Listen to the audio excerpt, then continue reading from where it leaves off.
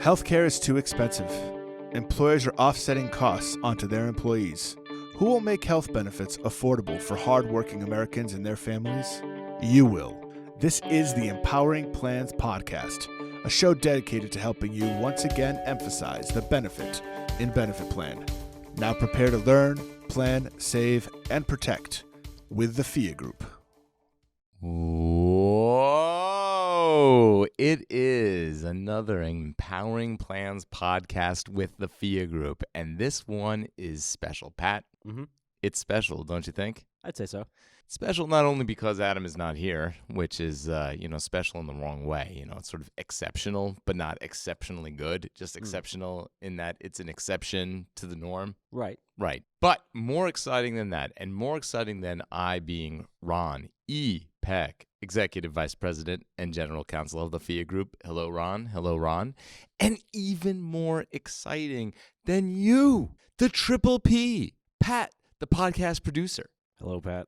Hello, Pat. More exciting than all of that is the fact that we have with us right now senior.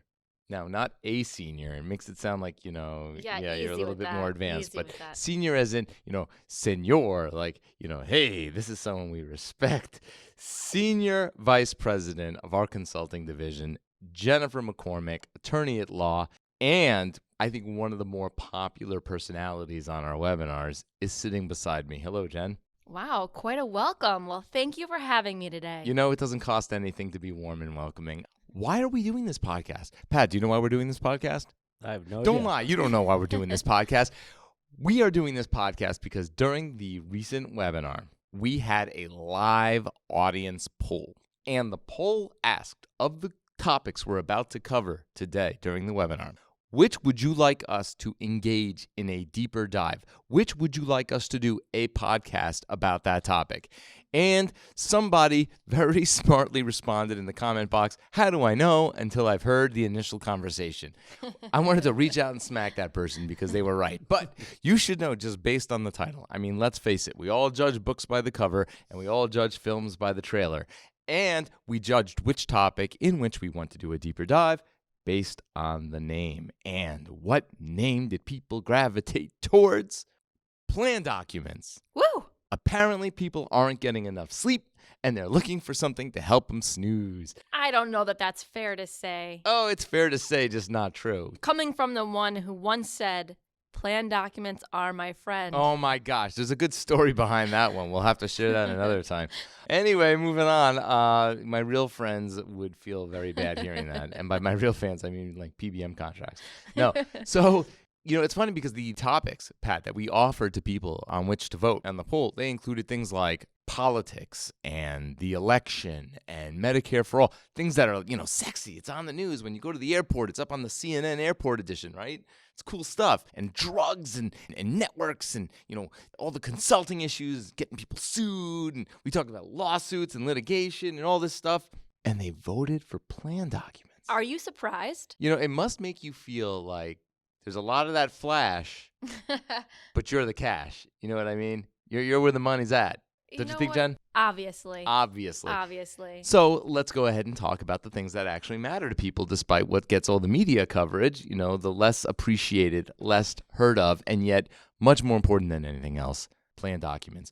Jen, during the webinar, could you give us a quick overview of what you discussed regarding plan documents, and then maybe let us know a little bit deeper dive into the plan doc sort of centralized issues that seem to be coming up a lot, things that you wish people would be paying attention to? Yeah, and I will say that everyone has flashy topics, and maybe it is the network agreements or the drugs, but really when it gets down to it, the plan documents are what matters. So that really is where all the flash needs to be hidden. So going back to our webinar, the topics that we were talking about are new, innovative ways that maybe we need to prepare for the upcoming year.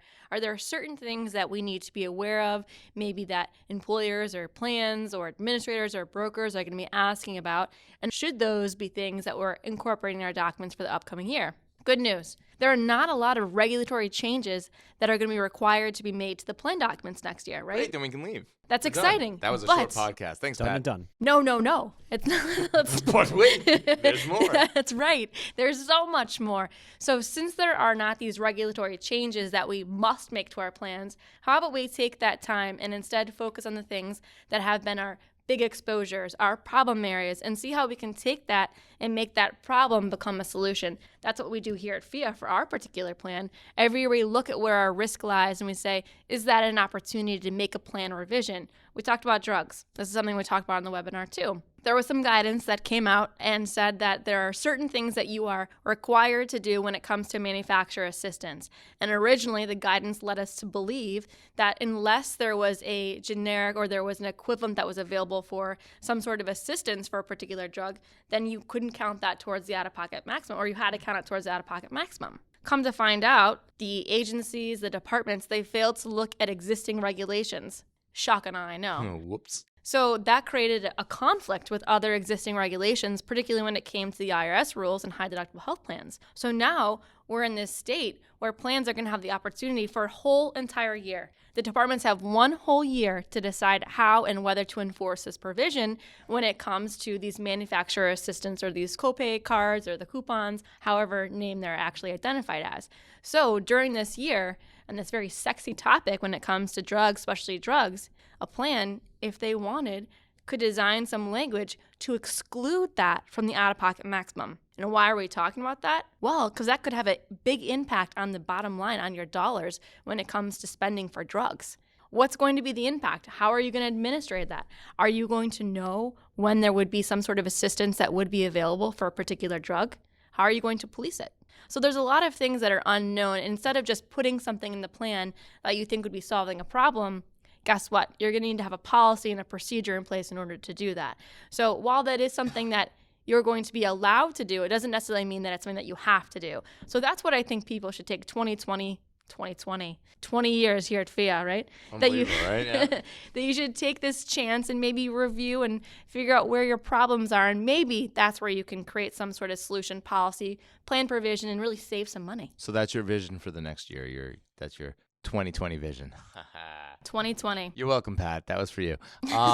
So now in 2021, after they've had a year to kind of revisit how they're going to approach the drugs and drug assistance programs, how do you think they're going to ultimately kind of shake out? What do you think the rule will be? And how big a change both in the plan in 2021 and the process, how they administer these types of claims and for this type of coverage, what do you think that's going to look like? Yeah, so right now, in order to implement this change, to take advantage of this non-enforcement period, the plans are going to have to be changed in the first place. So if you want to make a change to adopt your interpretation of these rules that's going to allow you this flexibility to exclude this assistance from the out-of-pocket maximum, you need to modify your documents to allow that in the first place. Right. Having the conversations with carriers. And that's now. You want to get that That's done now. ASAP. Yep, making sure that everyone is clear about what the goals, what the intentions of the plan sponsor are as the plan fiduciary. Gotcha. But when it comes to 2021, I would be surprised if this isn't further addressed. So during the upcoming year, 13 months to go to actually come up with some regulations to outline what we can and cannot do.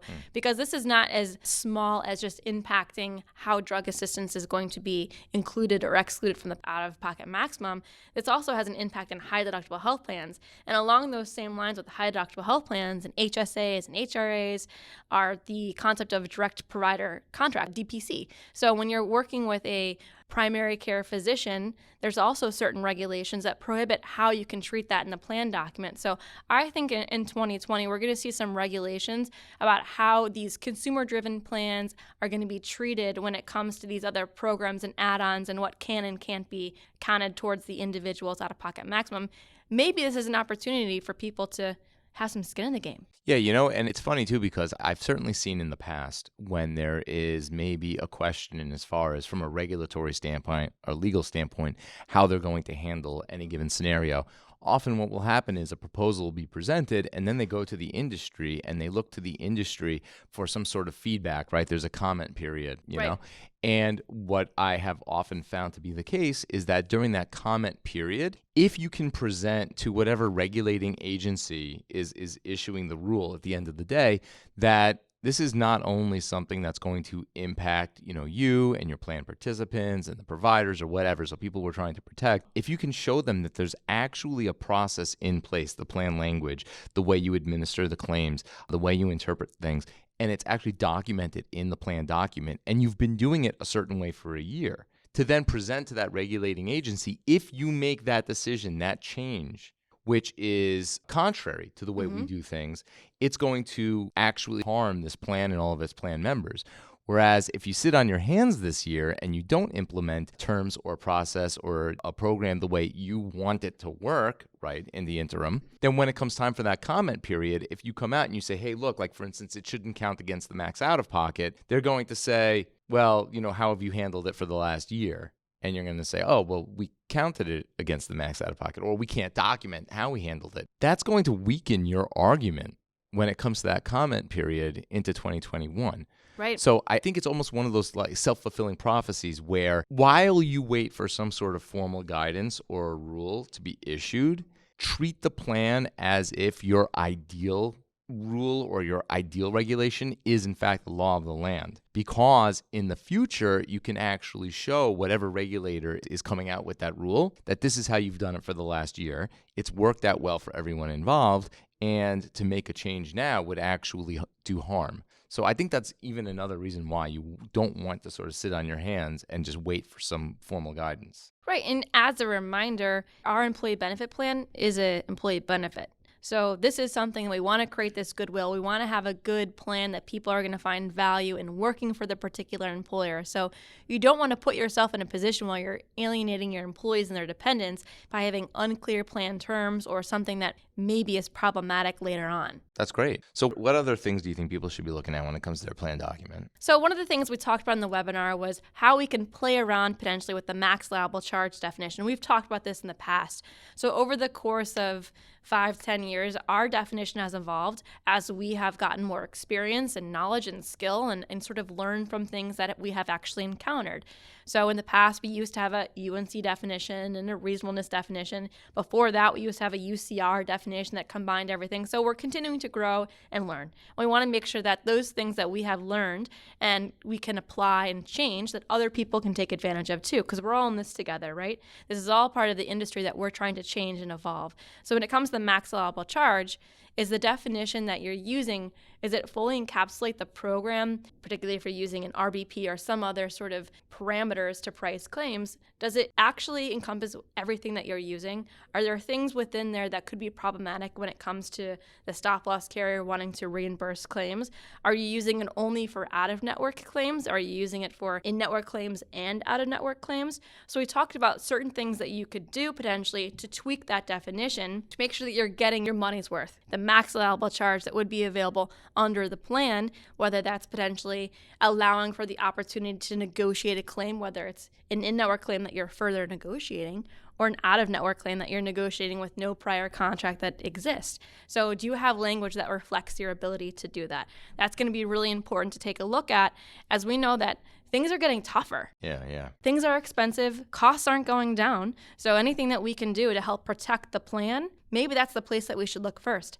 How plan terms are set up for how we're actually going to pay for things. And I think it's interesting if you think about how a benefit plan, right, is structured. I almost ultimately look at it as it's a lot of fluff, all sort of orbiting around these two sort of seeds. If you think of it almost like an apple, right? Around are these two seeds at the very core, right?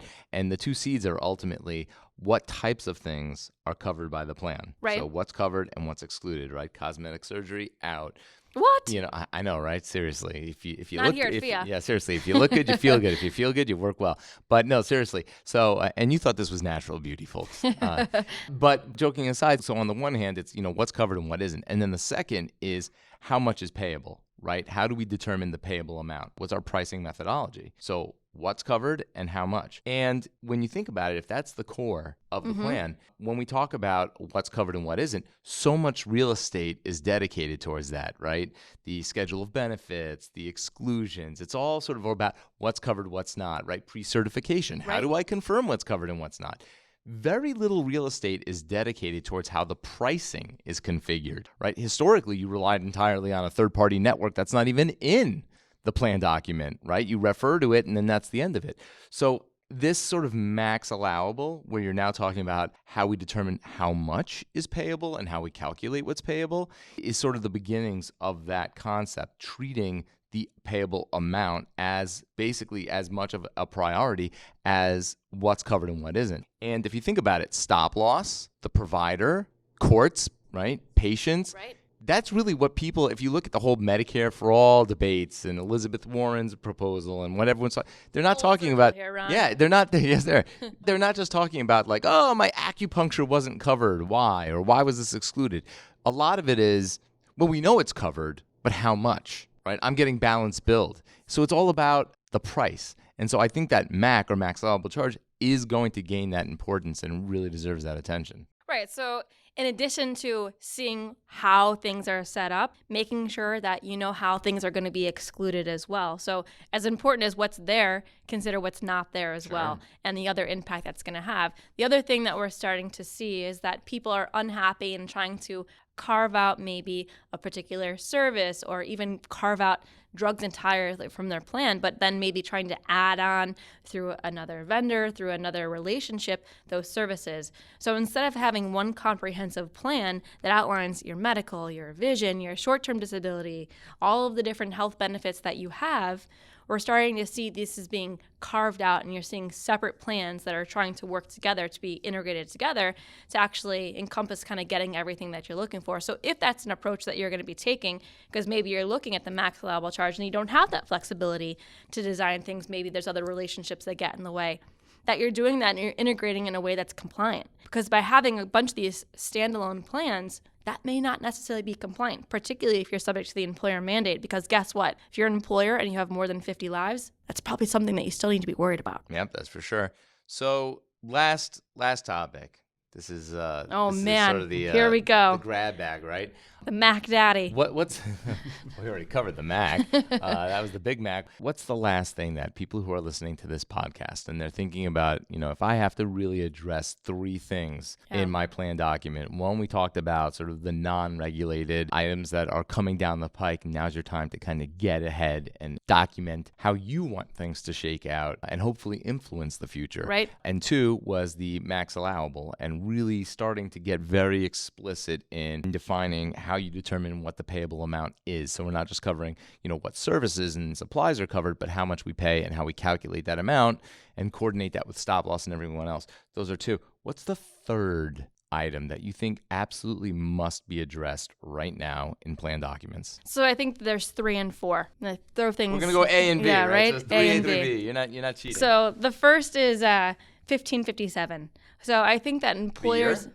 Yes, it was a very good year for Great me. year, That's why yeah. I'm a senior. Yeah, I think that there's a opportunity now with the regulations being unclear that you take a look at your plan and you see how currently you're addressing things that relate to transgender services, sex surgeries, reassignment surgeries, when it comes to the drugs, the hormones, and the mental health services. Are you particularly targeting an audience or an individual? So if you are, even with the uncertainty with 1557 would be my recommendation to please look at your document now and make sure that you're not acting in any way that could be conceived to be discriminatory, because that could be problematic, even if not from an ACA perspective, but maybe from a discrimination perspective. So it's okay to be discriminating, but not to be discriminatory or discriminate. Got it. All right. The other thing, the last thing that I would say is your sticks and carrots. So when it comes to, there's a lot of people now that are looking to both incentivize behavior, but also penalize certain behaviors. So when it comes to penalizing people, we're seeing people that are wanting to put a surcharge in place, maybe a spousal surcharge. So if your employer offers a plan for your dependent spouse and they opt into your plan as the employee, you'd be charging a additional $150 per pay period or something similar to that, so that they could be on your plan knowing that they have other alternative-based coverage. Or maybe if they want to have a wellness program that you put into place and have one of those nicotine surcharges. So that's something that people are starting to look into. So if you are looking to penalize people and encourage them to make decisions that would be effective and maybe, in the best financial interest of your plan, make sure that you're doing that in a compliant fashion. And when it comes to incentives on the opposite side, maybe you want to encourage certain behaviors. Maybe you want to encourage people to We talk about this one all the time. Go to urgent care instead of the emergency room when there is a non-emergent issue that needs to be taken care of, by changing copays or changing the coinsurance so that people are incentivized to do that by a incentive with maybe a reward as opposed to being punished. So taking a look at your plan from a whole big picture perspective and seeing what opportunities you have to tighten language where there is some ambiguity when it comes to the laws, whether it's the max allowable charge definition, whether it's how you're considering the coupons or the manufacturer assistance being treated, or whether it comes to 1557. There's a lot of opportunity this year that you could take advantage of cleaning things up. Be clear. And make sure that you're clear with all the other parties that are going to have an impact or care about what your plan document says, like a stop-loss carrier. Well, that's good stuff, Jen. And, I think now that we've actually done the podcast, I'm very happy that people voted for this topic. I feel enriched by this conversation. So, again, for the listening audience, if you have any questions, concerns, comments about plan documents, what we talked about today, something maybe that we didn't address but you would like to talk to us, or not even related to plan documents at all, but, something, again, that you think the Phia Group may be of assistance, feel free to check out the website, www.phiagroup.com. You could reach out to us, info@phiagroup.com. PGC referral at phiagroup.com is always accepting consulting questions. Hit us up through any other form of social media, LinkedIn, and we will always make an effort to try and address your issue because, frankly, even if you think you're the only one who's having this problem, it might just be the tip of the iceberg, and you're going to help a lot of people by bringing it to our attention. So the only bad question is one that's not asked, I think is what they say, right? So on behalf of myself, the triple P, the triple threat, the Pat, the podcast producer, Jen McCormick, myself, the Phia Group, and everybody else who's on the line listening, again, we're one community. We're working together for the betterment of health benefits in our industry. So thank you for joining us to empower your plans with the Phia Group. Have a great day.